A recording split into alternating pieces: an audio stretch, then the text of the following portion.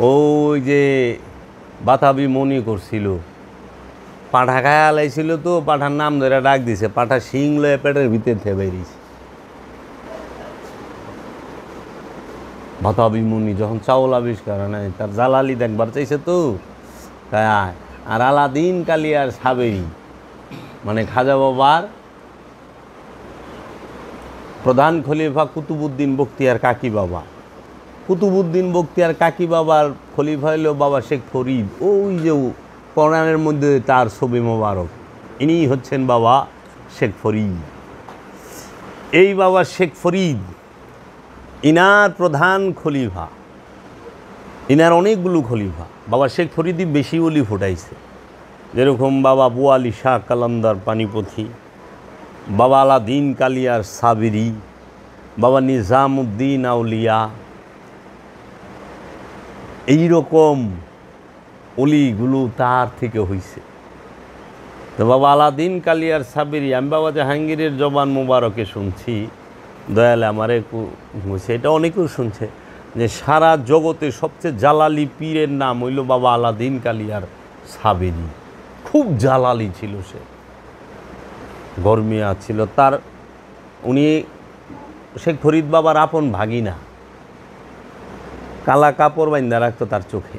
এখনও ভারতের কালিয়ায় তার মাজার শরীফ। 40 কিলোমিটার এরিয়ার মধ্যে এখনও বসতি নাই, না করিয়া দিছে সব শহর। এই বাবা শেখ ফরিদ পাঠাইল যে কালিয়া ওইখানকার যে জমিদার সে খুব অত্যাচারী, তুমি যাও, আমার তরফ হইতে আমি তোমাকে ওইখানকার ইমাম নির্বাচিত করলাম, নেতা তুমি যা তাকে বলো তোমার এই জুলুম অত্যাচার বন্ধ করো। আমি বাবা শেখ ফরিদের থেকে আগমন করছি, বাবা শেখ ফরিদ আমাকে এইখানকার এই বানায়া পাঠাইছে, ইমাম তুমি আমার কথা শোনো, আমাকে মানো। তখন সে বলছিল যে আমি যে তোমারে মানুম, তুমি যে ওলি আর তুমি যে তার প্রমাণ কি? আমার দেখাইবা না, প্রুফ দেখাইবা না, আমার দলিল দেখাও। কি ওলি যে হ্যাঁ তো কেরামত দেখাইব, কেরামত তার লাজিম। তুমি এক কাজ করো, প্রায় 6 মাস আগে এরকম একটা সময়, আনুমানিক 6 মাস আগে আমার 2টা পালিত খাসি পাঠা আর কি, এই পাঠা হারায় গেছে। ওই পাঠা 2টা কই আছেই, কি অবস্থায় আছে আমার এইটা কই দিই। তখন আমি বুঝুম যে তুমি সত্য যদি হয় তুমি বলি। তাই ঠিক আছে, শুক্রবার দিন কুম রাজ দরবারের মসজিদে আইছে। ওই দিন আবার যে না হার হ্যাঁ আইছে, উৎসুক জনতা, আজকে এইরকমই হইব, হই না হি ল যাই দিহি, পীর আইছে বলে, পয়সা ভাই হ্যাঁ বলে কেরামত দেখাইব, কী করব ল যাই। তো উনি গেছে, সবাই আইছে সবার উপস্থিতিতে। কয় রাজা, এই 2 খাস তোমার 2 পাঠা, এই 2টারে জব কইরে খাইছে তোমার মন্ত্রী পরিষদের যত লোক আছে, এই যে উজির নাজির এই সমস্ত সিপাহী, এরা সবাই বড় বড় মন্ত্রী টন্ত্রী, এরা মিলে খেয়াল আইছে। রাজা ওই চিন্তা করে দেখে, এই কথা যদি আমি স্বীকার করি, করে নেই, মাইনা নেই, তাহলে তো এটির নামে বিচার করানো লাগবো, যেহেতু রাজা। আর এটির নামে বিচার বাহাইলে তো রাজার তো এই হুমকির মুখে। থান রাজা কাকে দূর, তুমি মিথ্যা কথা কো, এটা কোনো কথা হইল, ভুল কথা। তাই হয়তো তোমার ফাটা 2টার নাম কও। 2টার নামও এই নাম রাখছি, নাম ধরে ডাক দেও। 2টার নাম ধরে যখন ডাক দিছে, সব টিরপেটের থেকে আওয়াজ দিছে ম্যা কইয়া। ওখানে যখন সব টিরপেটের থেকে ভিতরে থেকে আওয়াজ আইছে, এখন পড়ছেনি ফেসা দে কেরামত দেখাই দিছে। তুমি জাদু কি, তুমি তো জাদু জানো ভালো, কী কামটা করছো, আমরা এটা মানি না। তাই তুমি বাইরেও বাইর করে দিল, তুমি বাইরে বৈশা রয়েছে, এরা নামাজে হারাইছে। আলাদিন কালিয়ার সাবিরি বাবা বলছিল তারা সবাই আল্লাহরে সেজদা দিছে নামাজে। এ মসজিদ তুই দেস না কে সেজদা, তুইও সেজদা দে।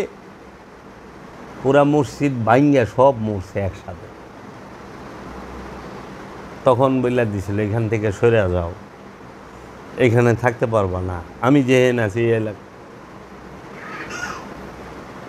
আজকে না। কাজেই এই আল্লাহর ওলি যারা, তারা মানুষের হেদায়েতের লেগে আহে,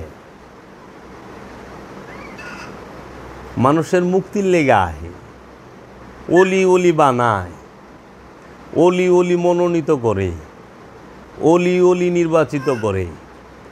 আমরা যেরকম নিজেরা যদি একটা মসজিদ বানাই সমাজে, তাহলে আমরা নিজেরা কি করি, কমিটি কইরা সভাপতি, সেক্রেটারি, ক্যাশিয়ার এরকম পদ দিয়া নিজেরা মিলা এই মসজিদে একজন ইমাম নিয়োগ দিব। আমরা সার্কুলার দিই যে একজন ইমাম হইব। ও বিভিন্ন দেশের বিভিন্ন জেলা থেকে, থানা থেকে, বিভিন্ন জায়গা থেকে আলেম ওলামারা 50-60 জন, 100 জন, 200 জন উপস্থিত হন। তার মধ্যে আমরা ইন্টারভিউ নেই, হ্যাঁ, যে কে কি আসল বিষয়, কার কণ্ঠ সুন্দর, কারে পছন্দ, কার ব্যবহার সুন্দর। তারপরে যাই আমরা একজন ইমাম নিয়োগ দিই। তাহলে আমাদের গ্রামের মসজিদে ইমাম নিয়োগ কি আল্লাহ দিছে? আল্লাহর রসুলে দিছে? আল্লাহর ওলি দিছে? দিছে কে? মসজিদ কমিটি, সভাপতি, সেক্রেটারি, ক্যাশিয়াররা মিলে, গ্রামের মানুষ মিলে। এখন ইমাম নিয়োগ দিবার লইছে কে? যে নিজেই সূরা ফাতিহার অর্থ জানে না, এরকম লোক আছে। আর যে সূরা ফাতিহা জানে না, অর্থ জানে না, কিংবা কোরআন সম্পর্কে, কোরআন দর্শন সম্পর্কে যে জানে না, হ্যাঁ নিয়োগ দিতে আছে দাওরায় হাদিস ফারেকরি, হ্যাঁ নিয়োগ দিতে আছে একজন আলেম ওলামারে, তাই না? আর আল্লাহর ওলিরা কি করলো? সে নিজে মনোনীত করল, খেলাফত দিল যে কারে, তার নির্বাচিত রে, সে যারে নিজ হাতে তৈরি করে। আল্লাহ কারে খলিফা বানাইছে? আল্লাহ যারে নিজ হাতে বানাইছে হ্যারে খলিফা বানাইছে, তাই না? দেখি ভুল কোরআনে কইছে না যে আমি আদমকে নিজ হাতে তৈরি করছি? হে আজাজিল, কিসে তোমাকে বারণ করলো, তুমি আদমরে সেজদা দিলা না?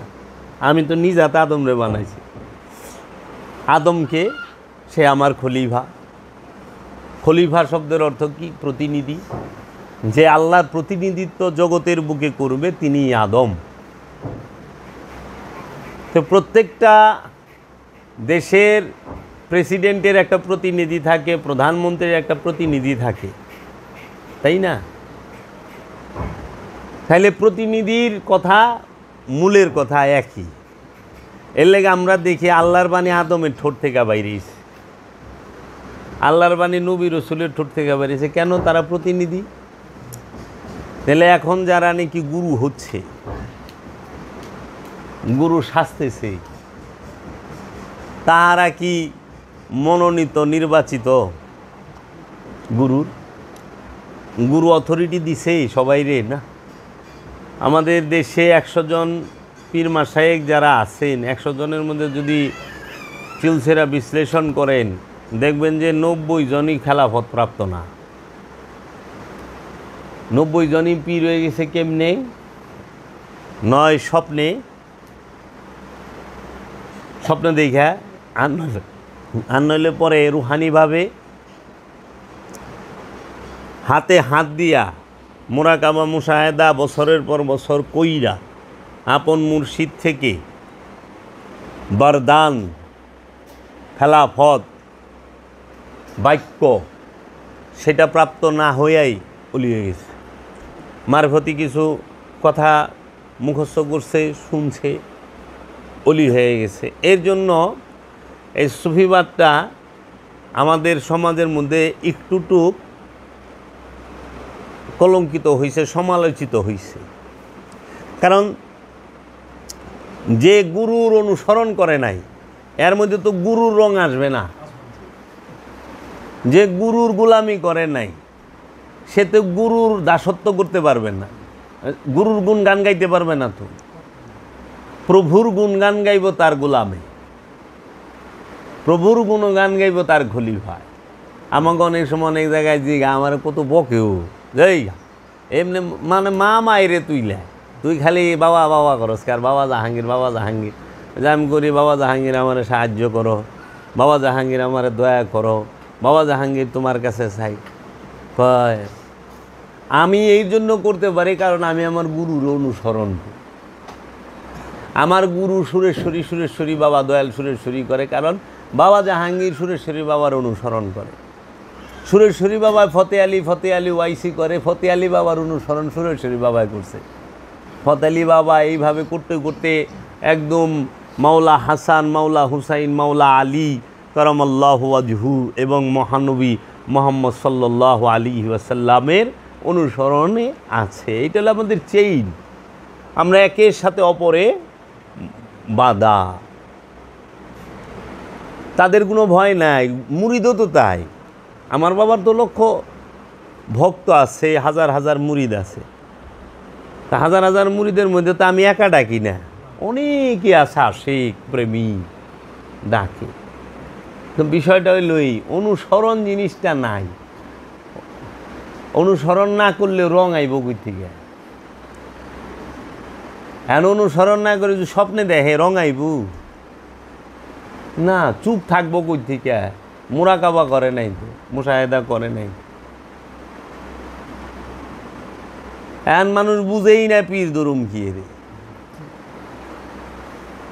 মানুষ মনে করে কি এখন যে পীর দরুম কেন, আর পীর ধরলেই আমি মানে পীর ধরছি শেষ, আর কিছু করণীয় নাই। পীর ধরছি বাস, মরণকালে দেখা দিও ভুইলা যাইও না, বিলাপের কান্দন কান্দে। মারা যাওয়ার পরে রাখবে না গড়ে, আসিবেন মুর্শিদ গো রসুলকে নিয়ে, দেখিব আমি হৃদয় জোড়াইয়া। মারা যাওয়ার পরে রাখবে না গড়ে, আসিবেন মুর্শিদ গো। মরণের পরে মুর্শিদ আইলে আমি দরকারটা কি? না, দরকার তো মরণের আগে, কারণ হেদায়েত হইব মরণের আগে, মরণের পরের তো হেদায়েত নাই। আবার কইতেছে আসিবেন মুর্শিদ গো রসুলকে নিয়ে, তাহলে মুর্শিদ কেরা আর রসুল কেরা আলাদা? তা এখন যে গুরু শিখাইতেছে মুর্শিদ গো রসুলকে নিয়া, হ্যাঁ তো মুর্শিদ আর রসুলের ভেদ বুঝে নাই। যিনি ওলিয়ে কামেল তিনি আল্লাহর রসুল কোরআন দর্শনে, যিনি কামেল মুর্শিদ তিনি আল্লাহর রসুল। এই রসুল দ্বারাই আল্লাহ হেদায়েত জারি রাখছে, এই রসুল দ্বারা। এর জন্য এই অখণ্ড ভারতে অনেক শক্তিশালী একজন রসুলের নাম হচ্ছেই সুলতানুল হিন্দ, হাজা হাবিবুল্লাহ, মাতাফি হুব্বুল্লাহ, শাহিন শাহে ওলি, আফতাবে ওলি, খাজা মঈনুদ্দিন চিশতি আজমিরি আলাইহিস সালাতু ওয়াস সালাম। তিনি এই অখণ্ড ভারতের রসুল, যার দ্বারা এই আজ থেকে 900 বছর আগে এই অখণ্ড ভারতেই রবের আয়াত তেলাওয়াত করা হয়েছে। রবের তরফ হইতে মানুষের নফসকে পবিত্র করা হয়েছে। রবের তরফ থেকে খাজা গরিবে নেওয়া যায়, সেই অখণ্ড ভারতের মানুষকে কেতাবের জ্ঞান দিয়েছে, হেকমত দান করছে। আরব থেকে কেউ আইসা দেয় নাই, সুলতানুল হিন্দে দিছে, পাকিস্তানের দাতা লাহুরি বাবায় দিছে। এখন পাকিস্তান কিন্তু ওই আমল অখণ্ড ভারত। পাকিস্তান হয়েছে কত 70-80 বছর হয়েছে, হয় নাই মনে হয়, এরকমই হয়েছে তাই না? 47 হয়েছে তাইলে, কিন্তু এর আগে তো অখণ্ড ভারত। আর সুলতানুল হিন্দ দাতা লাহোরি মাজার শরীফে 40 দিনে চিল্লা করছে, এবং সুলতানুল হিন্দ টাইটেলটা দাতা লাহোরি দিছে। তাই যে কান্নাকাটি, এরা রসুল আর মুর্শিদের ভেদ বুঝে না। এখন পীর দরুম কে রে? পীর ধরার উদ্দেশ্য কি? আর আমরা যদি সলাৎ করতে যাই, সর্বপ্রথম কি লাগবো? নামাজ পড়তে গেলে কি কয়? শরীর পাক, কাপড় পাক, নামাজের জায়গা পাক, 17 টাকা, তাই না? তাহলে শরীর পাক, কাপড় পাক, নামাজের জায়গা পাক। এখন এই যে কাপড়টা এটা পাক হইতে হবে। এখন এই কাপড় না পাক হইল কেমনি বাবা? এই কাপড় কি নাপাক হয় না ময়লা হয়? কোনটা হয়? নাপাক আর ময়লা কি এক বিষয়? কখনোই না। কারণ এই কাপড় তৌহিদে বাস করে, এইটা সিফাতের সিফাত দিয়ে তৈরি, সিফাত গুণাবলীরও গুণাবলী দিয়ে তৈরি কাপড়। এই কাপড়ের মধ্যে ময়লা লাগে, ধুলাবালি লাগে, গাম লাগে, পায়খানা প্রস্রাব লাগে, রক্ত পুইস এগুলো লাগে। এর জন্য এইটারে পানি দিয়া সাবান দিয়া ধুইলে এটা পরিষ্কার হয়, ময়লা কাপড় পরিষ্কার হয়। এখন নামাজের জায়গা পাক, যায় নামাজ কন কিংবা মাটি কন, এইটাও ময়লা হয় কিন্তু নাপাক হয় না। ময়লা জায়গা ময়লা যায় নামাজ, কিন্তু নাপাক জায়গা নাপাক যায় না, কারণ নাপাক মাটি হয় না, মাটি ময়লা হয়। নাপাক কি আর ময়লা কি এটাকে বুঝতে হবে। নাপাক হয় কি? পোশাক নাপাক হয় না, পোশাক ময়লা হয়, অপরিষ্কার হয়। দেহ নাপাক হয় না, দেহ ময়লা হয়, অপরিষ্কার হয়। এই জায়গা জমিন নাপাক হয় না, অপরিষ্কার হয়, ময়লা হয়। তাহলে নাপাক কি হয়? নাপাক হয় অন্তর। কেন নাপাক হয় অন্তর? অন্তরে থাকে শয়তানরূপী খান্নাস। খান্নাস যেখানে থাকে মানে কামনা যেখানে থাকে, খান্নাসের বাংলা অর্থ হইল কামনা। খান্নাস রূপী শয়তান যেখানে থাকে ওই স্থান নাপাক হয়। এর জন্য আপনি দেখবেন পানি দিয়া সাবান দিয়া কাপড়টা পরিষ্কার করা যায় ধুইয়া, পানি সাবান দিয়া জায়নামাজটা ধুইয়া পরিষ্কার করতে পারবেন, পানি সাবান দিয়া ধুইয়া দেহটা পরিষ্কার করা পারবেন, পানি সাবান দিয়া ধুইয়া মাটিতেও পরিষ্কার করতে পারবেন। কিন্তু পানি আর সাবান দিয়া কোনোদিন কলব পরিষ্কার করতে পারবেন না, নফস পরিষ্কার করতে পারবেন না। কারণ কলব নিরাকার, নফস নিরাকার। নফসকে ধরা যায় না। ধরা যায় তাহলে তো মানুষ মরবারি দিত না, বাইন্দা রাখতো দেহের লগে। সারা জীবন জানি আল্লাহ নিরাকার, ওখানে দিই মানুষও নিরাকার। তাই আমার দয়াল মুর্শেদ বাবা জাহাঙ্গীর কইছে, দেহের মাপ তো 3.5 হাত, প্রাণের মাপ কয় হাত, নফসের মাপ কয় হাত। দেহ থেকে নফসটা বাইরে গেলে দেহটা হয়ে যায় লাশ। আর এই লাশের সমলি দিয়া অথবা সুতা দিয়া মাইপা 3.5 হাত যার যার হাতের মাইপা নিয়ে একটা কবর খুদে, মাটির গর্ত খুদে। কিন্তু এই দেহের থেকে যে প্রাণটা ছড়িয়ে গেল তার আকার কয় হাত, সে দেখতে কেমন, এইটাই তো আমরা পাইলাম না। তাইলে পীর ধরার মূল উদ্দেশ্য হইল কলবকে পবিত্র করা। কলব কখনোই সাবান দিয়া পানি দিয়া ধোয়া যায় না। কলব কখনোই তায়াম্মুম কইরা পরিষ্কার করা যায় না। আর দেহরে পরিষ্কার করবেন, দেহের বাইর পরিষ্কার হবে, চামড়ার বাইরে ময়লা লাগলে পরিষ্কার। আর দেহের ভিতরে যা আছে সবই তো পরিষ্কার। এই দেহের ভিতরে পায়খানার থলি আছে, মূত্র থলি আছে, থলি আছে না? তাহলে পায়খানা সেটা তো ময়লা, অপরিষ্কার, নোংরা, প্রস্রাব অপরিষ্কার। তো আমার জিন্দা জীবিত ডাস্টবিন এই দেহ, এই দেহের মধ্যে যা আছে, রক্ত শরীয়তের দৃষ্টিতে নাপাক, বীর্য শরীয়তের দৃষ্টিতে নাপাক, পায়খানা শরীয়তের দৃষ্টিতে নাপাক, প্রস্রাব শরীয়তের দৃষ্টিতে নাপাক, বমি শরীয়তের দৃষ্টিতে নাপাক, সবই তো নাপাক, থুথু, তাই না? তাইলে পরে বাবা এই সব নাপাক জিনিস, অপরিষ্কার জিনিস তো লয়ে বয়ে রইছি। আল্লাহ তো কয় না দেহ পরিষ্কার করো, আল্লাহ কইছে অন্তরকে পরিষ্কার করো। কাদ আফলাহা মান তাযাক্কা, ওই ব্যক্তি সফল যে নিজেকে পবিত্র করতে পেরেছে। তাহলে নিজে বলতে তো দেহ না, নিজে বলতে এই দেহ এবং প্রাণ দুইটাকেই বোঝায়। এর জন্য মোহ থাকে কলবের মধ্যে, লোভ থাকে কলবের মধ্যে, হিংসা থাকে কলবের মধ্যে, অহংকার থাকে কলবের মধ্যে, কামনা বাসনা থাকে কলবের মধ্যে। এই জন্য পবিত্র করব কি? কলব। পবিত্র করব কি? নফস। এই নফসকে পবিত্র করতে হয় কি দিয়া? পানি সাবান দিয়া? কখনোই না। নাফসকে পবিত্র করতে হয় পবিত্র মানবের আদমের নূর দিয়া, আদমের চেহারা মুবারকের ধ্যান কইরা, দায়েমি সলাৎ কইরা। আল্লাহর চেহারা ধ্যান করলেই কলব পবিত্র হয়। কার চেহারা ধ্যান করলে? আল্লাহর চেহারা ধ্যান করলে। এন আল্লাহর চেহারা কে? আল্লাহ কোরআনে কি কইছে? ওয়াজহুল্লাহ কে? মুহাম্মদ সাল্লাল্লাহু আলাইহি ওয়াসাল্লাম। এর লেগে ওয়াজহুল্লাহ মানে আল্লাহর চেহারা। আল্লাহর চেহারা কে? স্বয়ং মুহাম্মদ সাল্লাল্লাহু আলাইহি ওয়াসাল্লাম। তাই কইছে যে আমি, আল্লাহ নিজে কইছে, আল্লাহর হাবিব নিজে কইছে হাদিস শরীফে যে খলাকাল্লাহু আদামা আলা সুরাতিহি, আল্লাহ আদমকে তার নিজ সুরতে তৈরি করেছেন। আল্লাহ বলছে, হে আমার হাবিব, যে আপনার হাতে হাত দিয়া বায়াত হইল সে আমার হাতে হাত দিয়া বায়াত হইল। হে আমার হাবিব, যে আপনাকে অনুসরণ করলো সে আমাকেই অনুসরণ করলো।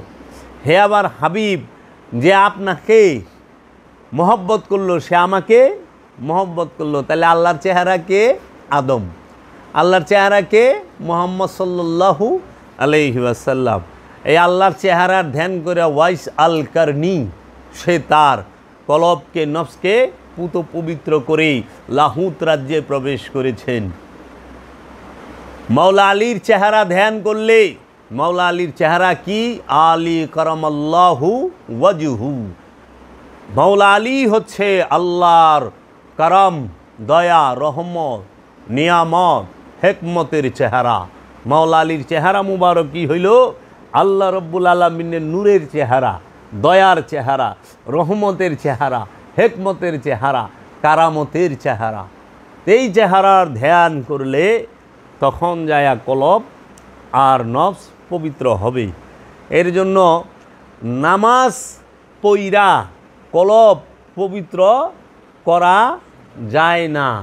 শুধু নামাজ পইরা কলব পবিত্র করা যাবে না। কোন নামাজে? এই আনুষ্ঠানিক নামাজে। দায়েমি নামাজ পইরা, দায়েমি নামাজ কইরা কলব পবিত্র হইব। দায়েমি সলাৎ কইরা কলব পবিত্র হবে। দায়েমি সলাতে কি থাকে? আল্লাহর ওলি থাকে, আল্লাহর ওলির চেহারা থাকে, আল্লাহ রসুলের চেহারা থাকে, পাক পাঞ্জাতনের চেহারা থাকে।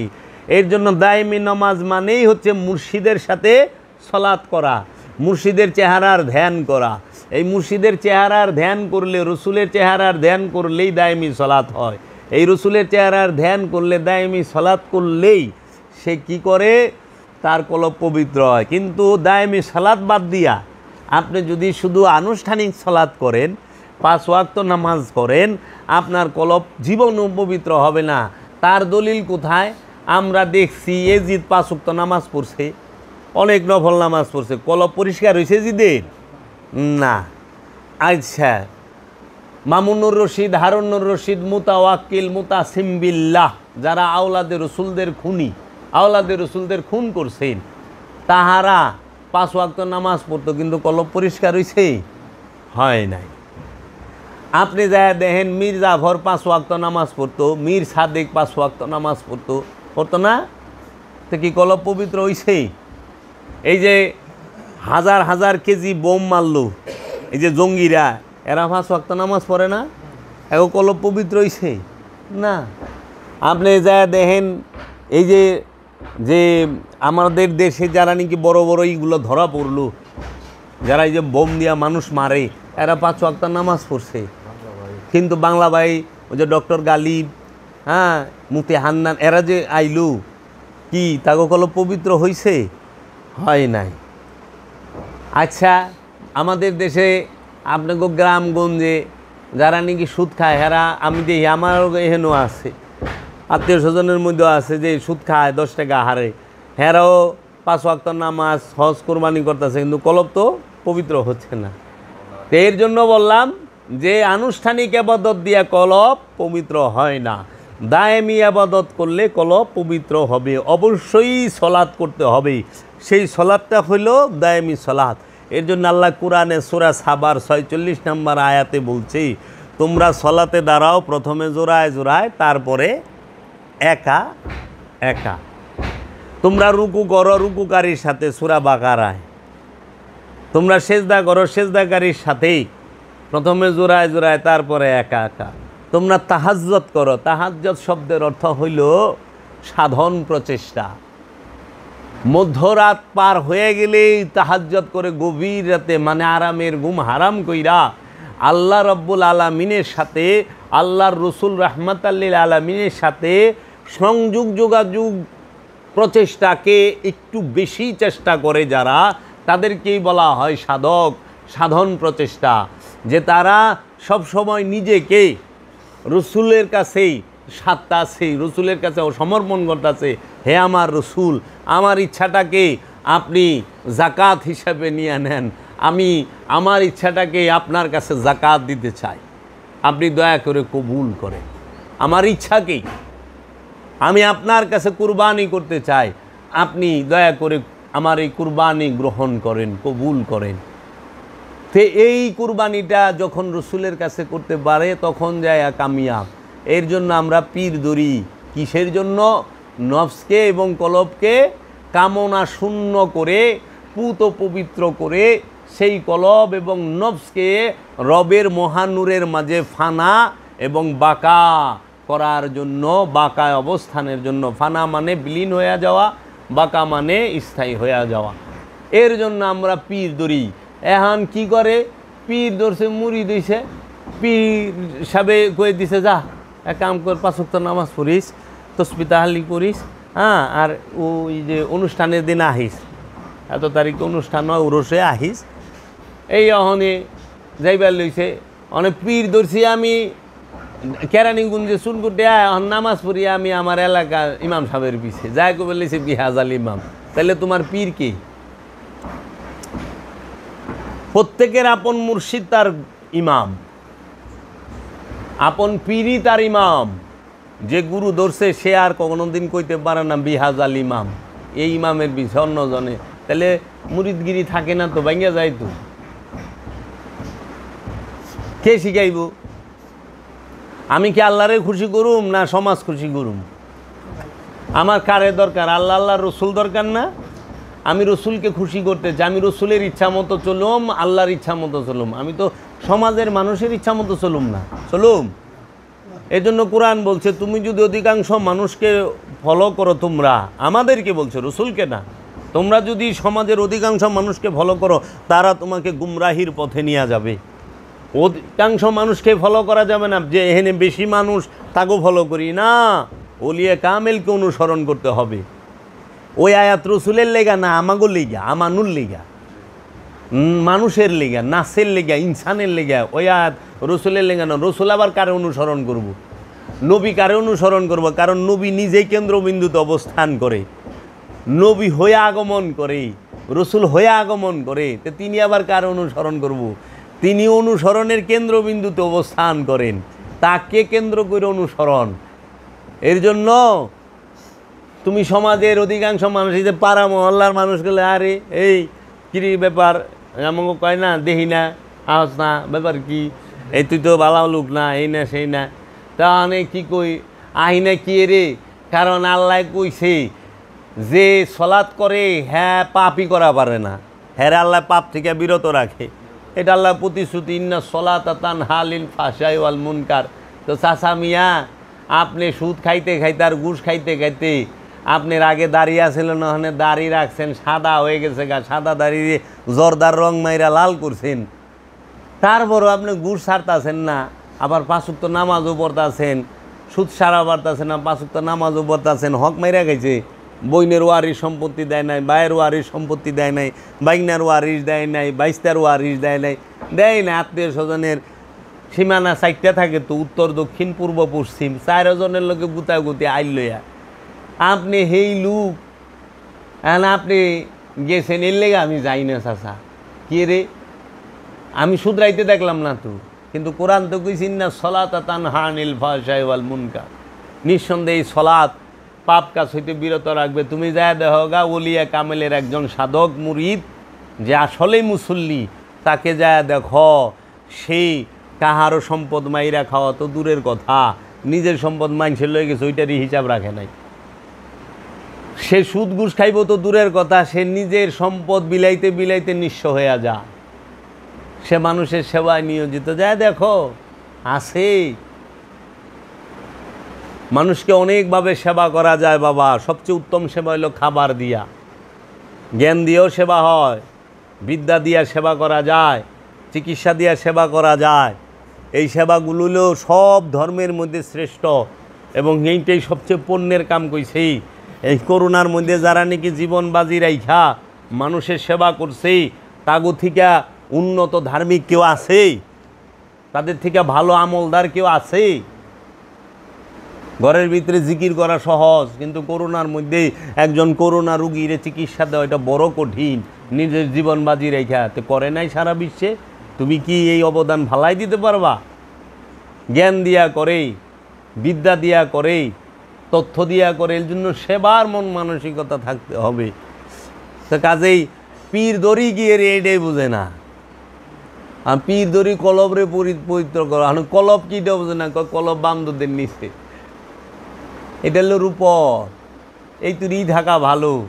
আস্তে আস্তে সাধন ভোজনের একটা পর্যায়ে গেলে আপন গুরু কয়ে দিব কলব কি, পবিত্র হইছে না হয় নাই। এর লেগা পবিত্র কার ধ্যান করলে পবিত্র হইবেন? আল্লাহর চেহারা। শয়তানের চেহারার ধ্যান করলে পবিত্র হইবেন? যার মধ্যে কামনা আছে সে কি আল্লাহর চেহারা না শয়তানের চেহারা? আর যার মধ্যে রহমত আছে সে আল্লাহর চেহারা। এর জন্য কামনা বাসনা যুক্ত লোকের কাছে কেউ যদি মুরিদ হয়, সে তার ধ্যান করলে হ্যাঁ কামনা বাসনা যুক্তই থাকবে। কারণ ধ্যান করছেন যার, স্বভাব তো তারই হইব। ওখানে মাছ পানির মধ্যে সারাক্ষণ থাকে, পানি ছাড়া মাছ বাঁচতে পারে না। পারে? পানির থেকে উঠাইলে সে ছটপট করে মরে যায়। মাছের জীবন পানি। তো মাছ পানিতে থাকতে থাকতে পানি আর মাছের মিলনে এমন একটা গন্ধ তৈরি হয় মাছের শরীর থেকে, পানির গন্ধ। তখন কি ওই মাছটা যে ধরে টাচ করে তার শরীরটা শুদ্ধ গন্ধ ছিটা যায়। ওই মাছটা যে বাজারে থাকে ওই এলাকা শুদ্ধ গন্ধ ছিটা যায়। মুর্শিদের মহব্বতটা থাকতে ওই পানি আর মাছের মতো এমনভাবে মিলা থাকবো, এমনভাবে দৌড়াইব বাবা যে গ্রাম গন্ধ ছুটে যাবো গা, মুর্শিদের গ্রাম ছুটে যাব ওইটার মধ্যে, যে আমার মুর্শিদের গ্রাণ আমার মধ্যে আছে। পানি আর মাছের মতো যার সাথে আপনি হাত দিবেন। এখন মাছ ধরে কেউ লোক হাত মিলাইছেন, হেরা তো গন্ধ হয়ে গেছে। আবার যায় যার লোক হাত মিলাইব, হেরা তো গন্ধ হয়ে গেছে। এর জন্য মহব্বতটা করতে হইব এইরকম। তুমি যার লগে থাকবা তার গ্যারান তোমার মধ্যে ছুটবই। এলে সুরের লগে থাকলে সুরের গ্যারান আইব শৈল দেয়, নেতার লগে থাকলে নেতার গ্যারান আইব শৈল দেয়া, কারবারের লগে থাকলে কারবারের গ্যারান আইব শৈল দিয়া। হ্যাঁ, অলিল থাকা মানে বইয়া থাকলে না, অনুসরণ করলে। নেতা যেভাবে হাঁটে ওইভাবে হাঁটবা, নেতা যেভাবে বক্তব্য দেয় ওইভাবে দিবা, নেতা যেভাবে নেতাগিরি করে ওইভাবে করবা। মানে অনুসরণ করলাই, যে যারে অনুসরণ করবো। সুরের অনুসরণ করলে সুর হইবা, ডাকাইতের অনুসরণ করলে ডাকাইত হইবা, মৌলবীর অনুসরণ করলে মৌলবী হইবা, ওহাবির অনুসরণ করলে ওহাবি হইবা, সালাফির অনুসরণ করলে সালাফি হইবা, সুন্নির অনুসরণ করলে সুন্নি হইবা, অলির অনুসরণ করলে অলি হইবা। আর তুমি কি সুন্নি হইবা না অলি হইবা? তুমি কি সুন্নি হইতে চাও না অলি হইতে চাও? তুমি কি সালাফি হইতে চাও না অলি হইতে চাও? মানে সালাফিরা কেউই অলি হইবার চায় না, সালাফি হইবার চায়।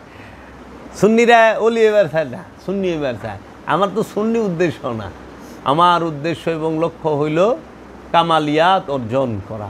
কামেল, কামেল বাংলা শব্দ হইল পরিপূর্ণ। কুল্লু জাহেজ মানে সমস্ত কিছু সঠিক হইছে। কুল্লু কামেল সমস্ত কিছু পরিপূর্ণ, কোনো অপূর্ণতা যার মধ্যে নাই সে হইল কামেল। কোনো প্রকার অপূর্ণতা নাই। অনেকের আছে অনেক রিপু নাই কিন্তু একটু লোভ আছে, তাহলে কামেল না। মানে একটু আছে, অন্য সব ভালো। অনেকের আছে অনেক কিছু সব নাই কিন্তু একটু অহংকার আছে, মানে পরিপূর্ণ। তাহলে আমরা এই বিষয়গুলো পীর কি এর দূরম, এটা হলো মূল। আমাকে দরকার এইটা, এই আলোচনা। আচ্ছা, আমরা যারা পীর ধরছি, পীর ধৈরা কী করুম, এটাও আমাকে জানার বিষয়। পীর ধরছি, আমাকে কর্ম শেষ না, কর্ম আরও বাইরে গেছে। অনেক গুরুর অনুসরণ করতে হইব, গুরুর বাড়িতে যাইতে হইব, গুরুর সহবতে থাকতে হইব, গুরুর খেজমত করতে হইব। সেটা আর্থিক হোক, মানসিক হোক, শারীরিক হোক, কর্মের দ্বারা হোক, জ্ঞানের দ্বারা হোক, বুদ্ধির দ্বারা হোক, যেভাবেই হোক গুরু সেবা, গুরুর বাড়ির যে মুসাফির আইব তাকে সেবায় থাকতে হবে। এর মধ্যে আমার 3টা জিনিস মূল থাকবো: আদব, ভক্তি, মহব্বত। এই বিষয়টা আদব আর ভক্তি থেকে মহব্বতের জন্ম হয়ে যাব। মানে আদব নাই, ভক্তি নাই, তাহলে মহব্বত আসবে না। আর মহব্বতের অপর নাম ইমান, আমলের অপর নাম ইমান না। আমলের অপর নাম যদি ইমান হইতো, তাহলে আজাজিল সবচেয়ে বড় ইমানদার থাকতো, তাই না? মহব্বতের অপর নাম ইমান। যার রসুলের প্রতি যে যত বেশি মহব্বত, তার ইমান তত বেশি গভীর। আর যে মহব্বত করে রসুলরে এবং রবকে এবং অলিদেরকে, তারা কোনো দিনও জাহান্নামে যাইব না। আর যারা মহব্বত করে না অলিদেরকে, রসুলকে, রবকে, কিন্তু প্রচুর আমল করে, গ্যারান্টি সহ জাহান্নামে যাইব। আমল দিয়া জান্নাতও পাইবেন না, আমল দিয়া মুক্তিও পাইবেন না। মহব্বত দিয়া জান্নাতও পাইবেন, মুক্তিও পাইবেন। এর জন্য মহব্বতের সাথে আমল করতে হবে। নামাজে খারাইছি, নামাজ কোনো ডিউটি না, সলাৎ কোনো ডিউটি নয়। হ্যাঁ, সলাৎ হচ্ছে মহব্বত। সলাৎ কি? মহব্বত। সলাতের অপর নামই হলো মহব্বত। সলাতের অপর নামই মহব্বত। এর জন্য সলাৎ অর্থ সংযোগ, যোগাযোগ, প্রচেষ্টা। সলাৎ শব্দের অর্থ কুমর ডোলায়া নাচা। সলাৎ শব্দের অর্থ একটি বেদকে 2 মাথা একত্রিত করা। সলাৎ শব্দের অর্থ লাফায়া জিকির করা। এইরকম অনেক অর্থ আছে সলাতের। তো কাজেই সলাতের অপর নামে মহব্বত। মহব্বত যেহেনে নাই, উঠা বসায় আর এই নত হওয়ায় কোনো ফায়দা আসবে না, কোনো ফায়দা আসবে না। চেহারা 2 প্রকার, একটা নফসের চেহারা, একটা দেহের চেহারা। সলাতের চিহ্ন ফুইটা ওঠে নফসের চেহারায়, নফসের মধ্যে, এই দেহের মধ্যে না, দেহের চেহারায় না। অনেক দেহের চেহারায় কপাল কালা করে ঘুরলে কাম হইব না, ওটা ফাঙ্গাস, তাই না ভাই? আপনারা একটা আলোচনা করছিলেন।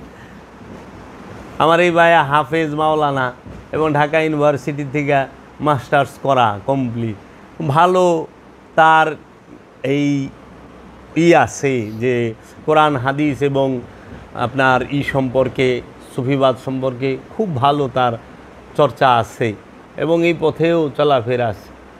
তো তাহলে তারা পড়াশোনা করছে, আমরা মাদ্রাসায় পড়ছি, আমরা কি দেখি নাই যে কোন জিনিসটার মধ্যে মুতমাইন হওয়া যায়?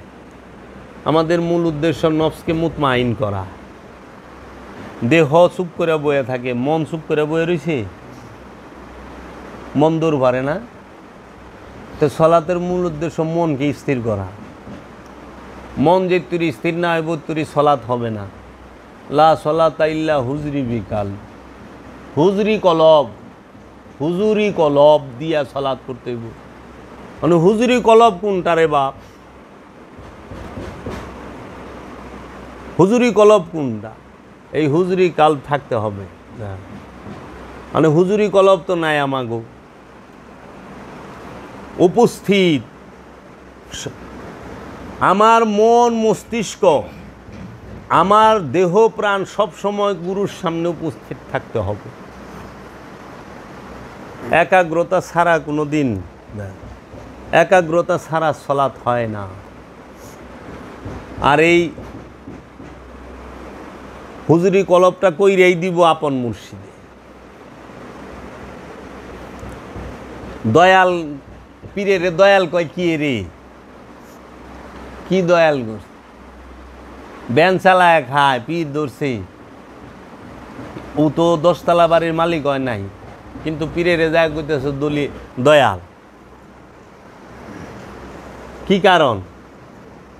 কারণ একটাই, দয়াল দয়া করে হইল নফসটা শান্ত হয়, ভ্যান চালায় খাওক, 10 তলা বাড়ি না থাক, কিন্তু ওর নফস শান্ত হয়ে গেছে, ওর কলব পবিত্র হয়ে গেছে। যে কলবকে পবিত্র করে দেয় তারে কয় দয়াল, যে নফসকে শান্ত করে দেয় তারে কয় দয়াল। যে কলবকে পবিত্র করার ক্ষমতা রাখে তাকে বলে ইমাম। যে নফসকে পবিত্র করার ক্ষমতা রাখে এবং কইরা দেয় সে হইল ইমাম। যে সহি শুদ্ধ তেলাওয়াত জানে সে ইমাম, এটা হলো মেজাজি।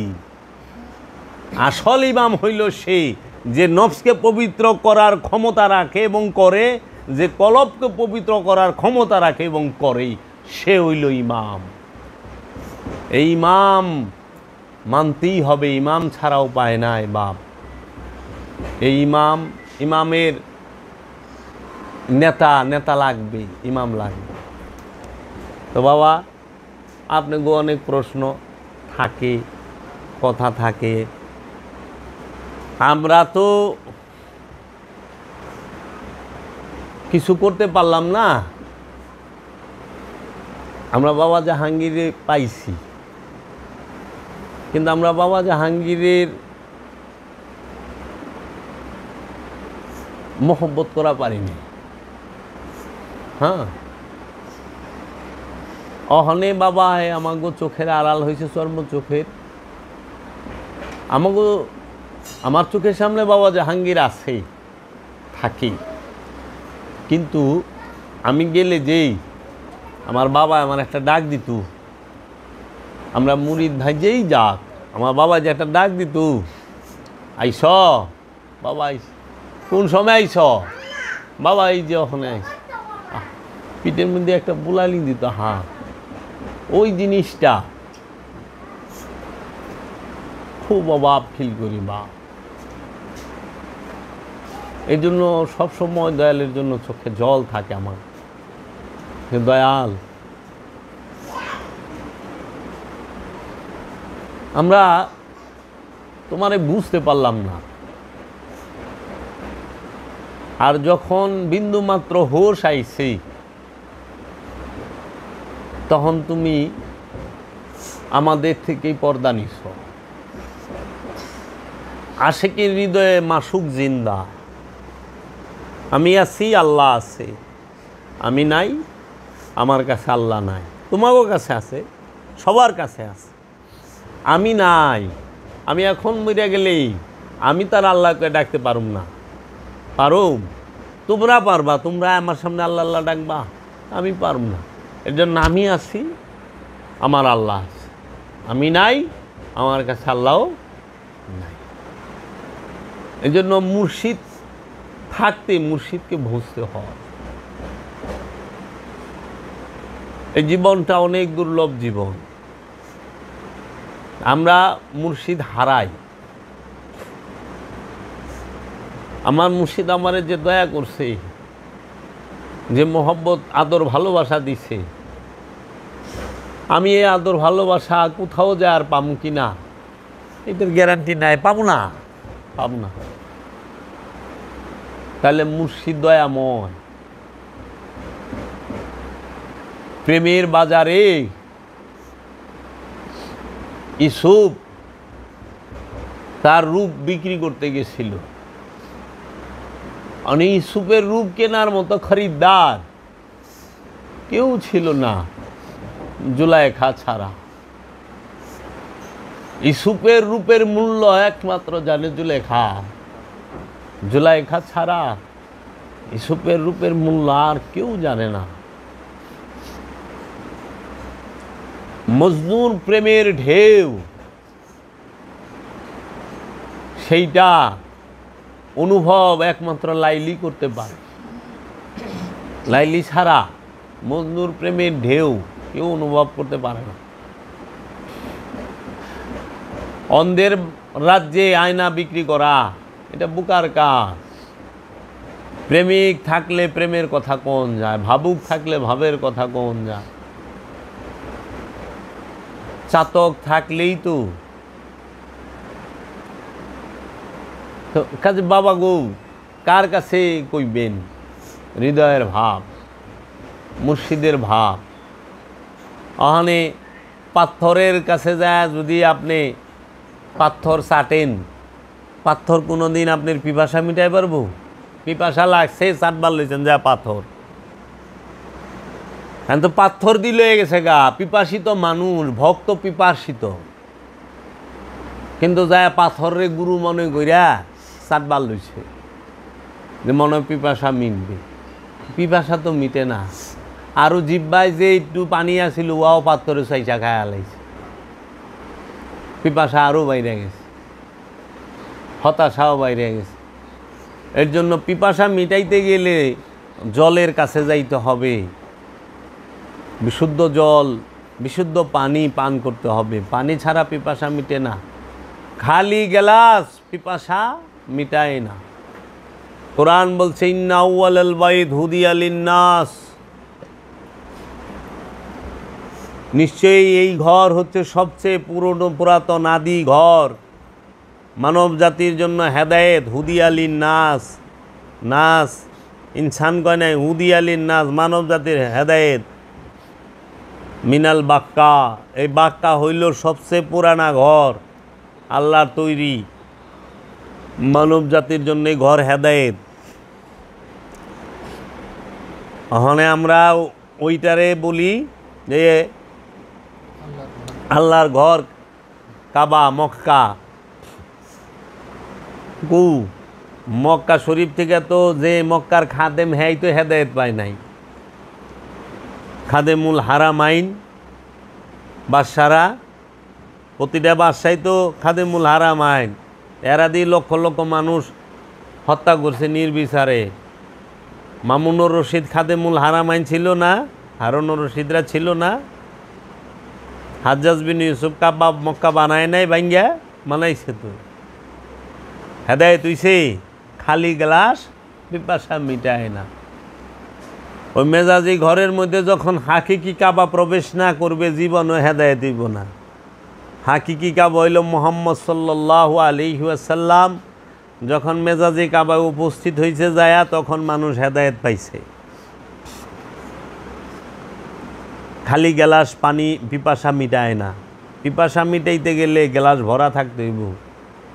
তো বাবা, এর জন্য খালি ইবাদতে কখনোই মুক্তি দিতে পারবে না যেই পর্যন্ত ওই ইবাদতের সাথে আদম না থাকবে। আদমের অনুসারী হইয়া ইবাদত করতে হবে, আদমকে অনুসরণ কইরা ইবাদত করতে হবে। আদম যেভাবে কয় ওইভাবে ইবাদত করতে হবে। নিজের ইচ্ছা মতো ইবাদত করলে মুক্তি পাওয়া যাবে না, আদম যেভাবে বলে সেইভাবে করলে মুক্তি পাওয়া যাবে। এর জন্য পীরের ধ্যান ছাড়া কিছু নাই, দায়মি সলাৎ ছাড়া কিছু পাইবা না। দায়মি সলাৎকে প্রতিষ্ঠিত করতে হবে আপন দেহ এবং মনে। তাই মারিফতের মূল কেন্দ্র ভূমি হচ্ছে আপন দেহ মন। এই দেহ মনের গবেষণা করো, এই দেহ মনের মধ্যেই রবকে খুঁজা পাইবা, এই দেহ মনের মধ্যেই রসুলকে খুঁজা পাইবা, এই দেহ মনের মধ্যেই তার দাসত্ব প্রতিষ্ঠিত হবে। দেহ মনের বাহিরে কিছুই নাই। এজন্য আল্লামা ইকবাল বলছেন ইয়ে জিক্রে মিম ইয়ে বেসরুর এ বুরআক এ বেশবি तेरी खुदी के निगेबा नहीं तो कुछ भी नहीं दयार इश्क में अपना मकाम पैदा कर ते दिल और निगाह मुसलमान ही तो कुछ भी नहीं। दिल और निगाह, दिल माने अंतर कलब मन, निगाह माने नजर दृष्टि। তোমার দৃষ্টি এবং তোমার অন্তর যেই পর্যন্ত মুসলমান না হবে এই পর্যন্ত কিছুই পাইবা না। দিল ও নিগাহ মুসলমান নেই তো কুচবি নাহি। এই দুইটা মুসলমান না হলে, আত্মসমর্পণ না করলে কিচ্ছু পাইবা না। এই দেহটাই মিমের জিকির, এই দেহটাই বুরাক, এই দেহটাই মেরাজে যাবার বাহন, দ্রুতগামী বাহন। এই দেহের বাহিরে কিছুই নাই। দয়ার ইশক মে, দয়ার মানে পীর মুর্শিদ, ইশক মানে মোহব্বত। পীরের মোহব্বতে আপনার মকাম, নিজের রাজ্য তৈরি করো। আপনি মন মে ডুবকার পাজা সুরাগে জিন্দগি, তুমি তোমার মনের মধ্যে ডুব দিয়া, তুমি তোমার মনের মধ্যে ডুব দিয়া জিন্দগির ছিদ্রটা, সুরঙ্গ পথটা পেয়ে যাও। তু মেরা বানতা না বান আপনা তো বান, কইতাছে তুই আমার হস চাই না হস, কোনো অসুবিধা নেই, কিন্তু নিজের হ। আমরা তো আল্লাহরও হয়ে পারলাম না, রসুলেরও হয়ে পারলাম না, নিজেরও হয়ে পারলাম না। সারা জীবন এই মানুষগুলো শয়তানের হইয়া রইল। শয়তানের ইবাদত করা নিষেধ, আল্লাহর ইবাদত করা, রসুলের অনুসরণ করা আদেশ। এখন শয়তানি মানা করে, দূর রসুল মানিস না, আল্লাহর ইবাদত কর, আমিও আল্লাহর ইবাদত করি, তুই আল্লাহর ইবাদত কর, আয় মিলা জিলা ইবাদত করি। আদমের কাছে যাবি না, কি এর আদম কি বুঝে? রসুল কাছে যাবি না, রসুল কি বুঝে?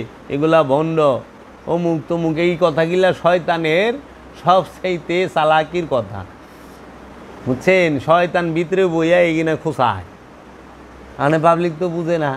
আর শয়তান কিন্তু লেবাস ধরে আহে। আল্লাহ যেরকম মানব রূপে আছে, রসুল যেরকম মানব রূপে আছে, শয়তানও মানব রূপেই আছে। শয়তান অন্য কোনো রূপ ধরে আহে না, মানুষের রূপে আহে। এর লেগে আবু জেহেলও যেরকম মানুষের রূপে আছে, ফেরাউন যেরকম মানুষের রূপে আছে, নমরুদ যেরকম মানুষের রূপে আছে, ঠিক অপর দিকে ইব্রাহিম খলিলুল্লাহ, মুসা কালিমুল্লাহ, মোহাম্মদ রসুল আল্লাহ, এরা সবাই মানব রূপেই আছেন। এর লেগা বাশার রূপে আল্লাহ স্বয়ং আইছে মা মরিয়মের সামনে। রুহুল কুদ্দুস, রুহুল আমিন, রহুল্লাহ, তিনটা শব্দ, রুহুল কুদ্দুস, রুহুল আমিন, রহুল্লাহ। রহুল কুদ্দুস রূপে ঈসা নবীর কাছে সরাসরি আইছে আল্লাহ বাশার রূপ দইরা।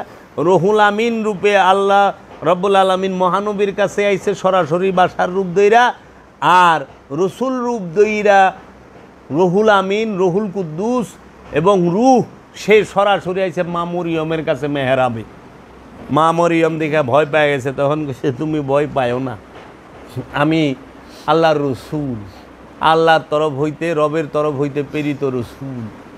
এর জন্য রূহ সেও বাশার রূপ ধারণ করে, আল্লাহ নিজে বাশার রূপ ধারণ করে। কোরআন স্পষ্ট পায়। মৌলবীর ফিতা দিয়া যদি রসুল মাপবার জানতে তো গর্বি লইবই। ওখানে আপনার হাইট দিয়া যদি পাকিস্তানের ইমরান খান রে মাপেন, তো আপনি আপনার 4.5 ফুটই পাইবেন। ইমরান খান তার 4.5 ফুট না, না আপনি 4.5 ফুট, না আপনি 4.5 ফুটের উপরে যাইবেন কেমনি? মানে পাকিস্তানের শোয়েব আখতারে যদি 4.5 ফুট মানুষ আমাকে আশরাফুল রে মাপি, তাহলে হইব? বিষয়টা হইলে এরকম, মানে মোল্লার ফিপাতে রসুল মাপে। রসুল কি আল্লাহর কথা বলেছেন? না, বলেননি। লাগে যেন আসিল, সাথে গেছে। আল্লাহ কইতেছে আমার ইচ্ছা ছাড়া রসুল কথা কয় নাই। আল্লাহ কইতেছে আমি আমার হাবিবকে 2 ধনুকের ব্যবধানে একটা জিরু, মানে একটা বৃত্তের ভিতরে নিয়ে আসছি। এই বৃত্তের ভিতরে আমি আর রসুল মেরাজ হয়েছে। আমুল্লাহ কয় না, ওইখানে পর্দা আছে, পর্দাটা না দিছে মৌলবীতে। আচ্ছা তোরে তো যন্ত্রণা কে, জলে গে, বুঝি না। আপনি যা দেখেন সব মৌলবী গে, এই ওহাবি সালাফি গে এক সমস্যা। মানে অনেক কথা কোয়া লাগে। ঢাকার কাউয়া, হ্যাঁ কি কয়, হ্যাঁ ডাকে কি, ডাকটা কি? ঢাকার কাউয়ার কা, ভারতের কাউয়া কা, ইংল্যান্ডের কাউয়া হ্যাঁ কয় কা, সৌদি আরবের কাউয়া হ্যাঁ কয় কা। আপনি ভারত, বাংলাদেশ, ইংল্যান্ড, সৌদি, এই 4 দেশের কাউয়ার মধ্যে আকারে প্রকারে রঙে সাইজে ভিন্নতা থাকতে পারে, ডাকে গেলে ভিন্নতা নাই, কা। এখন সৌদির ওহাবি, ইংল্যান্ডের ওহাবি, ভারতের ওহাবি আর বাংলাদেশের ওহাবি আকারে প্রকারে লেবাসে ভিন্নতা আছে, কিন্তু বলি কইলে এক, কা। আরবের ওহাবিও কয় রসুলের উপরে মিলাদ কিয়াম শিরিক বেদাত। বাংলাদেশের ওহাবিও তাই কয়, ইংল্যান্ডের ওহাবিও তাই কয়, ভারতের ওহাবিও তাই কয়। আবার রবিউল আউয়াল বিদাত শিরিক, এইটা ভারতের ওহাবিও যা কয়, বাংলাদেশের ওহাবিও তাই কয়, সৌদির ওহাবিও তাই কয়, ইংল্যান্ডের ওহাবিও তাই কয়। মানে ওহাবি সবার এক। আর এক সমস্যা এই জিনিস লইয়াই, শুধু রসুলকে নিয়া, আলে রসুলকে নিয়া। হ্যাঁ দেখেন ওহাবিরা মাওলা আলীর নামটা বেদবের মতো উচ্চারণ করে। কিন্তু অন্য অন্য সাহাবিগো নামগুলা খুব সুন্দর করে কয়, এগো মৌলবিগো রহিমাহুল্লাহ বলেন না কেন? এরা আব্দুল ওহাব নজদির মতো একটা জানোয়ারের নামও লয় রাহিমাহুল্লাহ। তে নজদি যদি রাহিমাহুল্লাহ হয়, এজিদ যদি রাহিমাহুল্লাহ হয়, তাইলে তো কলঙ্ক হয়ে যাবে রাহিমতের। এগুলা রাহিমাহুল্লাহ কোনো দিনও না। এর জন্য বাবা ওহাবি যেই হোক সবার একই বলি। আপনি যা দেখবেন যে উসিলা ধরা বিদাত শিরক, সবটির এক কথা, সবটির এক কথা। তাবলিগি বলেন, সালাফি বলেন, ওহাবি বলেন, খারিজি বলেন, দুরুসি বলেন, সব এক। তার মানে কি? গোড়া এক, শাখা ভিন্ন, গোড়া এক। এর জন্য আওলাদে রসুল আর রসুলের প্রশংসা আল্লাহ কোরআনে কইরা থুইছে, যেইটা মিটানের ক্ষমতা জগতে কোনো ফেরকার, কোনো দলের, কোনো মোল্লার, কোনো মুন্সির নাই। কোরআন রে তার বাদ দেওয়া পারবো না। এই ইন্নাল্লাহ ওয়া মালাইকাতাহু ইউসাল্লুনা আলান নবী, এটা পড়তেই বগো। ইন্না আতাইনাকাল কাউসার, এটা পড়তেই হইব। ইয়া আইয়ুহাল মুজাম্মিল পড়তেই হবে, ইয়া আইয়ুহাল মুদাসসির পড়তেই হবে, আলিফ লাম মিম যালিকাল কিতাব হুদাল লিল মুত্তাকিন পড়তেই হবে, তহা আইন সিন পড়তেই হবে। উপায় নাই, পড়ো, দুরুদ পড়ো, উপায় নাই। আল্লাহ পড়ায় ছেড়ে দিব। রাদিয়াল্লাহু ওয়া রাদুয়ান, রাদিয়াল্লাহু তাআলা আনহু ওয়া রাদুয়ান। আল্লাহ কোরআন এই কইয়া থিয়া দিছে। আল্লাহ তাদের প্রতি খুশি, তারাও আল্লাহর প্রতি খুশি।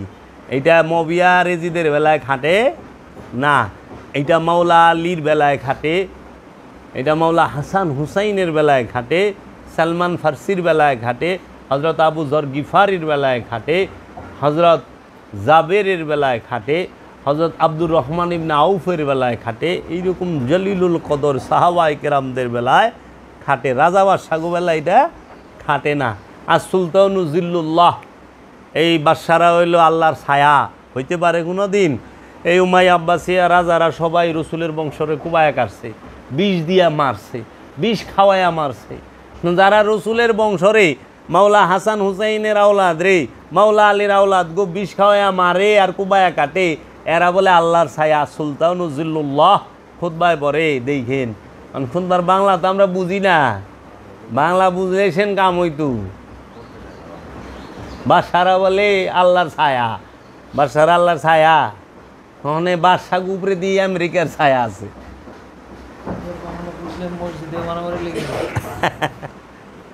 জি, এই তা কাজেই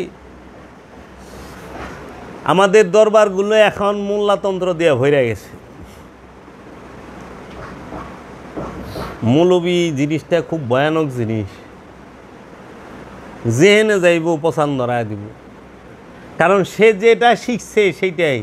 এই এক মৌলবী ওয়াজ করতেছে আল্লাহ রসুল 40 বছরের নবুয়ত পাইছে, এই নবুয়ত পাওয়ার পরে যাহা কিছু আসছে সেগুলো মানা যাবে, আর 40 বছরের আগে যা করছে এইগুলো কোনো কিছু মানা যাবে না, অনুসরণ করা যাবে না। এই মুস্তাকুন নবী নামের এক দেওবন্দি ওহাবির ওয়াজ শুনলাম। এই যে আহাম্মকুল্লাহ, ও তো আহম্মদুল্লাহ, আহাম্মকুল্লাহ আল্লাহর তৈরি আহাম্মক, এটা আল্লাহর আহাম্মক, ওই আহাম্মকুল্লাহ। কি এর আহম্মদুল্লাহ? তাহলে কি এর মধ্যে কি কোন? তো রসুল 40 বছরে নবুয়ত পাইছে,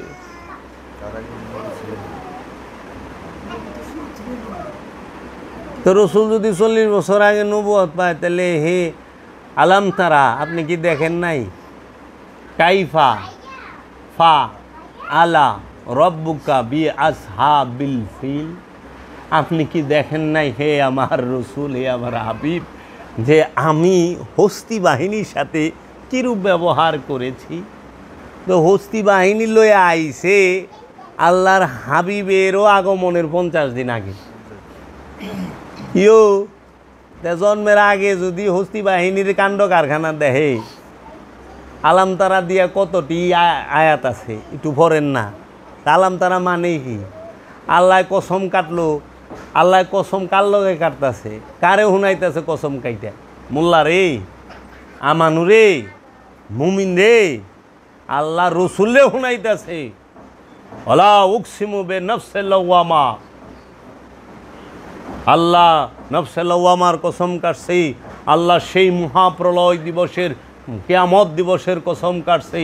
আল্লাহ জৈতুন আর তিনের কসম কাটছে। ওয়া তিন ওয়া জৈতুন ওয়া তুর সিনিন ওয়া হাযাল বালাদিল আমিন। আল্লাহ জলপই আর তিন ফলের কসম কাটবো? হেই মিয়া, পাগল লইছেন নি আপনি? জলপই, মানে আপনি কি জলপই হাতে ধরে কসম কাটবেন কোন দিন? এই জলপইয়ের কসম। আর আমাকে সিনেমার মধ্যে তো ইয়ের কসমই কাটে না, বট গাছ সাক্ষী রেখে আমার দাদা দাদির এই বিয়া করেন। আল্লাহ জলপইয়ের কসম কাটব? তাহলে এই তিন বলতে আল্লাহ কি বুঝাইছে? জয়তুন, এই তিন জয়তুন লই আমি আল্লাহরে, আল্লাহ ফুলকপি সম্পর্কে একটা আয়াত নাজিল করল না? যেই ফুলকপি বড়া ভিটামিনে কত সুন্দর দেখা যায়। জলপই জয়তুন ফল খুব খায়। হ্যাঁ, জয়তুন ফল আমার কাছে একটা ভিডিও আছে বাবা, বুঝছেন? ওই দেখালে কিছু পোকা আর পোকা। হ্যাঁ, মানে এই ডুমর বলতে কি বুঝাইছে এটা তাকে কই দিব? রূপকতা ব্যবহার করছে, যেটা সবচেয়ে বেশি সাংঘাতিক বিষয়, ওইটার মধ্যে সবচেয়ে বেশি রূপকতা, সবচেয়ে বেশি রূপকতা। যে যারে বেশি ভালোবাসে সে তারে বকে বেশি। সবচেয়ে বেশি আপন মানুষটার কাম করন লাগে বেশি, কারণ আপন মানুষ ছাড়া দায়িত্ব সবাই সবারে দিতে পারে না। এর লেগে আল্লাহর সবচেয়ে আপন কে? আল্লাহর হাবিব। এর লেগে আল্লাহর হাবিবের ত্যাগ বেশি করণ লাগছে, কষ্ট বেশি করণ লাগছে, নির্যাতন বেশি সহন লাগছে, কারণ সবচেয়ে বেশি নিকটে। কারণ আল্লাহর বান্দারেও তরানের লেগে রসুলের বংশরে কোরবানি করণ লাগবে, হয় না? কারণ আল্লাহ রসুলের বান্দা কান্ডারি বানায় দিছে, মানে তুমি কেমনে পার করবা তোমার বিষয়। এর লেগে দেওয়া নেওয়া সব জায়গায় আস। কি কারণে শাহাদাত করব? কি দরকার আছে? তো কাজেই মানুষরে বিভ্রান্তি করে রাখছে মানুষই। কই যাইবেন? আমরা তো অনেক দিশাহারা। আপনি গো একটা জিনিস, সূরা বাকারার আয়াত নাম্বার 28, আল্লাহ জিগাইছে কাইফা, কেমন করিয়া, কি রূপে, তাকফুরুনা, কুফরি করা, অস্বীকার করা, মিথ্যা আরোপ করা, বিল্লাহি, আল্লাহর সহিত বা সঙ্গে আল্লাহকে, কেমন করিয়া কুফরি করো আল্লাহর সাথে। আল্লাহর সাথে কে কুফরি করে? তাহলে আমরা প্রশ্ন করতে পারি, এটা আল্লাহ জিগাইতেছে, প্রশ্ন করছে, কেমন করিয়া কুফরি করো আল্লাহর সাথে। ওয়া এবং কুনতুম, তোমরা ছিলে, আমওয়াতান, মৃত, এবং তোমরা ছিলে মৃত। যারা আল্লাহর সাথে কুফরি করে তারা ছিল মৃত। হ্যাঁ, তারপরে আল্লাহ কইতেছে ফা আহিয়াকুম, সুতরাং তোমাদের জীবিত করিয়াছেন। সুম্মা ইউমিতুকুম, তোমাদেরকে মৃত্যুদান করিবেন। সুম্মা ইউহয়িকুম, তোমাদেরকে জীবিত করিবেন, তারপর তোমাদেরকে জীবিত করিবেন। সুম্মা ইলাইহি তুরজাউন, তারপর তাহার দিকে প্রত্যাবর্তন তথা ফিরাইয়া আসা। এখন এই যে 28 নম্বর আয়াতটা, এই 28 নম্বর আয়াতটা জন্মান্তরবাদদের কি ইঙ্গিত করে নাই? কয়বার জীবিত আর কয়বার মৃত একটু দেখান তো। দুইবার মৃত, দুইবার জীবিত উচ্চারণ করছে। প্রথমে ছিল মৃত, তোমরা ছিলে মৃত, সুতরাং তোমাদেরকে জীবিত করিয়াছেন। তারপর তোমাদেরকে মৃত্যুদান করিবেন, তারপর তোমাদেরকে জীবিত করিবেন, তারপর তাহার দিকে প্রত্যাবর্তন করিবেন। মানে প্রথমে যে মৃত্যুর কথা বলছে, তার মানে আমি অবশ্যই জীবিত ছিলাম, তার মানে মৃত্যুর কথা প্রথম আসলো কি হবে? তোমরা ছিলে মৃত। হ্যাঁ হ্যাঁ প্রথমেই মৃত ছিল বলতেছে, আমাদের সেখান থেকে জীবিত করছে, আবার মৃত্যুবরণ করবে, আবার তার দিকে আবার ফিরে আমরা আসবে। ছিলাম তাহলে আমার প্রশ্নটা আসে হইল এই মৃত বলতে কি বোঝায়? প্রথমে ছিলাম মৃত, তো প্রথমে আমরা কি মৃত্যু আসিলাম, কেমনে মরা আসিলাম, কোন রূপে আসিলাম মরা? বাবা আমার জানা মতে তো আমরা তখনই মরুম যখন জন্মগ্রহণ করব। আমি প্রথমেই ছিলাম মৃত, তার মানে আমার পূর্বে জন্ম ছিল, তাহলে আমি মরলাম কীভাবে? মরণ শব্দটা তো জীবিত যে তার ক্ষেত্রেই আসে। ভাই বলুক।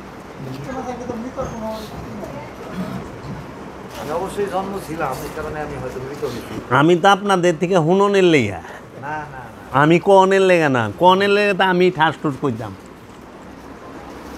বলেন, বলার হইলে আমি বলতাম না, আমি জানার লেগে যে আমি জিনিসটা জানতে পারি নাই। আপনাদের কোরআনের অ্যাপস আছে মোবাইলে?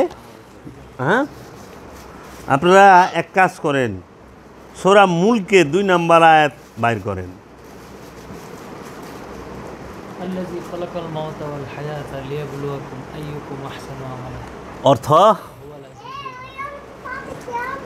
আল্লাযী খালাকাল মাউতা, যিনি মৃত্যুর সৃষ্টি করেছেন, জি ওয়াল হায়াতা, এবং জীবন দান করেছেন, জি, জীবন সৃষ্টি করেছে। জীবন সৃষ্টি করেছেন। লিয়াবলুয়াকুম আইয়ুকুম আহসানু আমালা। ওই লিয়াবলুয়াকুম অর্থ কি? পরীক্ষা করার জন্য। পরীক্ষা করার জন্য। আইয়ুকুম, আল্লাহ জন্ম এবং মৃত্যু এই দুইটাকে সৃষ্টি করছে তোমাকে পরীক্ষা করার জন্য। ওইখানেও আগে মৃত্যুর শব্দটা আছে, পরে জীবনের কথা। খলাকল মাউতা ওয়াল হায়াতা, মৃত্যু এবং জীবন। আচ্ছা, সূরা এই পুনর্জন্ম লইয়া একটু কথা মাগো, যেরকম আমি সূরা কিয়ামত,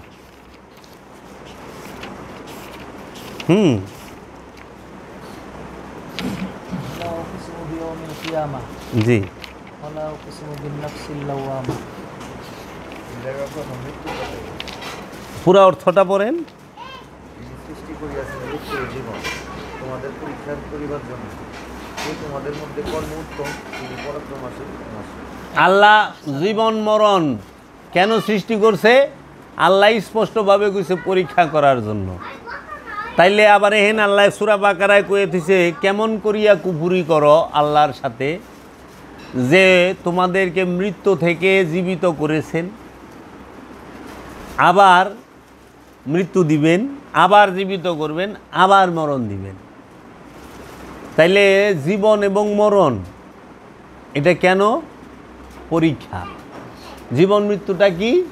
পরীক্ষা। তে মরে গেলে তো কান্দোকে, পরীক্ষা দেখলেই কান্দ। জীবন। আচ্ছা, সূরা কিয়ামত, লা উকসিমু বে ইয়াউমিল কিয়ামতি। লা মানে না, নো, নট, নয়, নহে, নাই, নেই। উকসিমু আমি কসম করিতেছি, আমি শপথ করিতেছি, আমি দিব্য করিতেছি, আমি প্রতিজ্ঞা করিতেছি, আমি অঙ্গীকার করিতেছি, আমি প্রতিশ্রুতি দিতেছি। বে ইয়াউমিল দিনের সহিত, দিনের সঙ্গে, দিনের দ্বারা, দিনের মাধ্যমে, দিনের দিন কর্তৃক। Youth the day, by the day, in the day, at the day, on the day, for the day. কিয়ামতি, কিয়ামত, মহাপ্রলয়, পুনরুত্থান, resurrection, to rise from the death, to ascend. কিয়ামত শব্দের অর্থ কি? কিয়ামতের বাংলা অর্থ কি?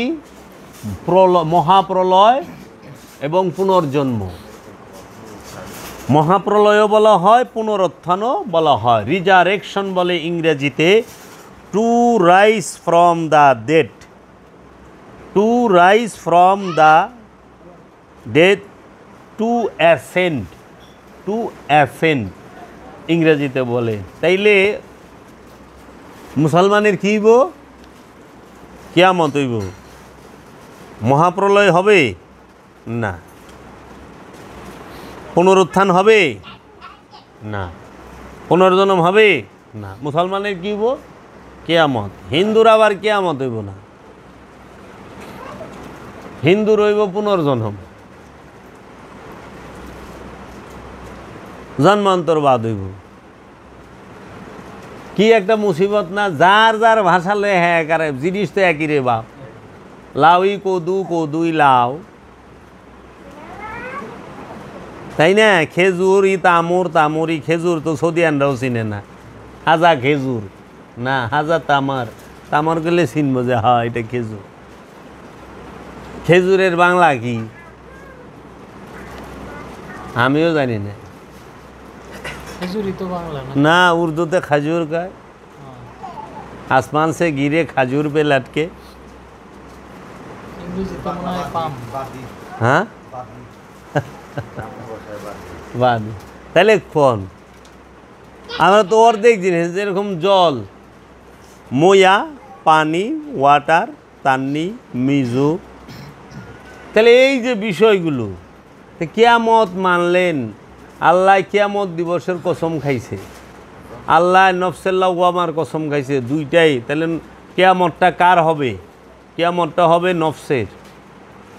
আর আল্লাহ কিয়ামতেরও কসম খাইছে, আবার নফসেল্লা ওয়ামারও কসম খাইছে। বড় রহস্যের বিষয়, অসাংঘাতিক রহস্য, কি অসাধারণ বিষয় খোদা।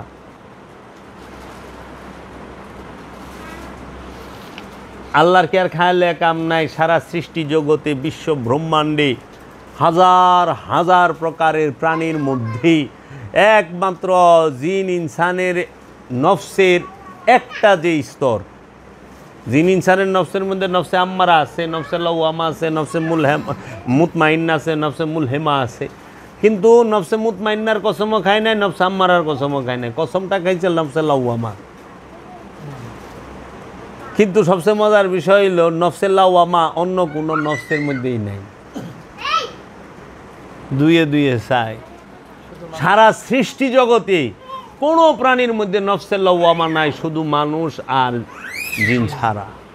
সংগ্রামরত নফসকে নফসে লাওয়ামা বলে, জিহাদরত নফসকে নফসে লাওয়ামা বলে। সেই জিহাদ, সেই সংগ্রাম কার বিরুদ্ধে? রাষ্ট্রের বিরুদ্ধে, দলের বিরুদ্ধে না, সেটা হলো কামনার বিরুদ্ধে, খান্নাসরূপী শয়তানের বিরুদ্ধে।